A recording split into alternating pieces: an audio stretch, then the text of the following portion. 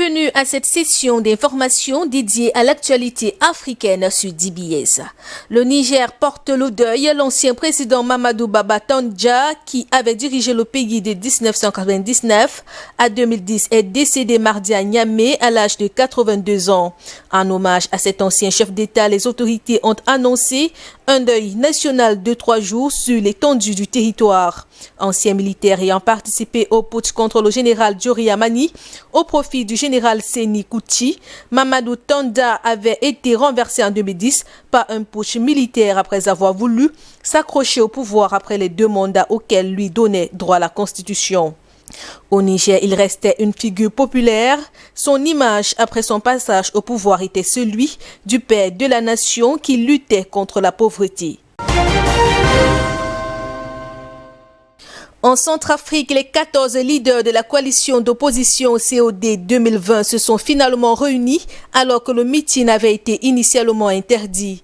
Ils ont accusé le pouvoir de, selon eux, vouloir les écarter du scrutin de décembre en invalidant leur candidature. Prenant la parole, l'ancien président renversé en 2013, François Bozizé, a dénoncé le comportement de l'actuel chef de l'État centrafricain Faustin-Archange Touadéra. La tension reste vive dans le pays à l'approche des élections législatives et présidentielles, dont le premier tour est prévu le 27 décembre prochain. Un climat d'électeurs exacerbé après une altercation entre les membres de la garde rapprochée de l'ancien président François Bozizé et les gardes présidentielles. L'échauffourée a obligé les casques bleus à assurer le calme lundi à Bangui. Au Burkina Faso, la commission électorale a repris la proclamation commune par commune des résultats, une publication déjà contestée par l'opposition qui a dénoncé lundi des fraudes, réitérant sa menace de ne pas accepter les résultats entachés d'irrégularité. Ce qui a poussé la CENI à suspendre l'opération. À peine annoncé les résultats d'une quinzaine de communes sur 366 que compte le pays. Dimanche, après le vote, le président de l'instance en charge de l'organisation des élections avait reconnu que près de 300 000 à 350 000 personnes sur les 6,5 millions d'électeurs n'avaient pas pu voter en raison des menaces sécuritaires, notamment dans le nord du pays. Cela ne devrait toutefois pas empêcher la validation des résultats, l'Assemblée nationale ayant adopté en août une modification du code électoral afin que les élections soient valables, même si elles ne peuvent pas avoir lieu sur l'ensemble du territoire. A souligné qu'une victoire dès le premier tour permettrait au président sortant Roch-Marc Christian Kaboré, en quête d'un second mandat, d'éviter un deuxième tour contre un candidat soutenu par l'ensemble de l'opposition.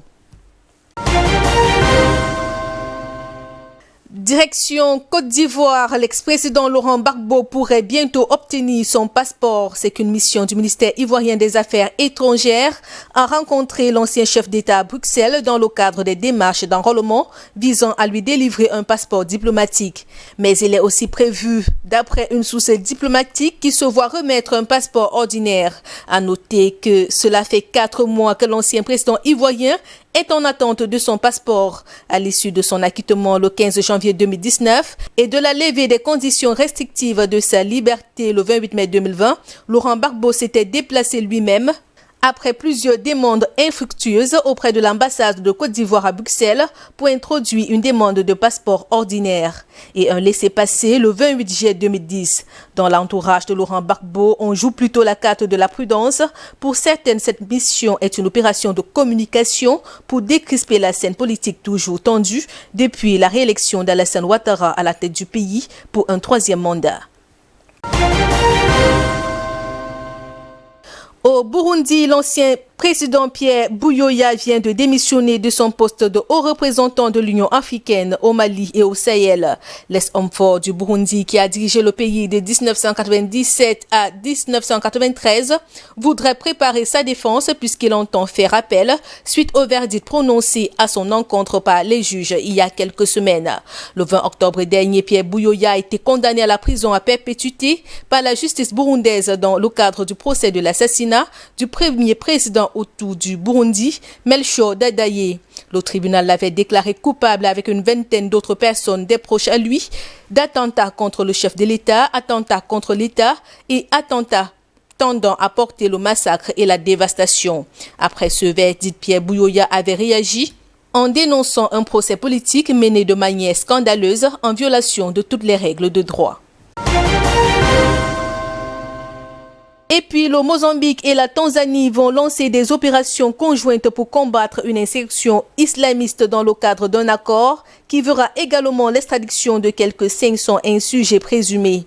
Depuis la prise de la ville portuaire de Mocimboa da Praia en août, dans la province de Cabo Delgado riche en gaz naturel, les insurgés ont intensifié leurs attaques. Ces dernières semaines, plusieurs villages ont été ciblés, des dizaines de civils décapités ou kidnappés, dont des enfants et des femmes. L'insurrection des bandes armées dure depuis 3 ans dans le nord du Mozambique et se concentre dans la province de Cabo Delgado, séparée de la Tanzanie par le fleuve Rovuma, où se trouvent les installations gazières d'une valeur de 60 milliards de dollars.